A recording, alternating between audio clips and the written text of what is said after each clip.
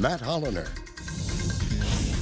Welcome back. Here where hurricane and tropical storm warnings are in effect. In the purple, hurricane warnings. In red, tropical storm warnings. If you're wondering about the yellow, those are tropical storm watches. Those could be upgraded to warnings depending on how the forecast plays out over the next few hours.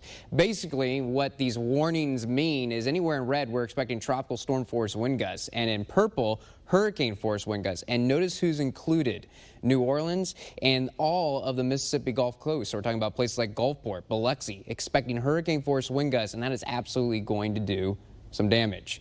And unfortunately, the wind threat looking a little bit bigger because it was looking like this was originally going to be a Category 1 at landfall, but because of the strengthening that we're seeing right now, we think it's going to be a Category 2 at landfall. So some fairly significant wind damage along that I-10 corridor in eastern Louisiana through Mississippi. But there's still going to be wind damage, again, through southern Alabama and possibly on up into central and maybe northern Alabama. And there's going to be flooding as well. Now, it's going to be a fairly fast-moving storm, so we don't think widespread flooding, but anywhere in these shades of green or yellow, flooding is possible, particularly in the yellow. That's today. And then notice tomorrow, the flood threat is going to stretch up into Virginia, Pennsylvania, maybe New York City. Yes, there's going to be heavy rain along the entire path of this storm. It isn't the highest flood threat ever. This doesn't mean, again, these shades of green and yellow doesn't mean this entire area is going to flood, but it's a possibility. The good news is it's going to be a fairly fast-moving system, and we always want a fast-moving one, so that way you don't have those damaging winds for as long, and the threat for flooding is a little bit smaller. But there is going to be flooding with the storm. There always is when you have a landfalling hurricane. Not here in the valley, though. We've got a couple more hours where there's going to be a little bit of drizzle and mist.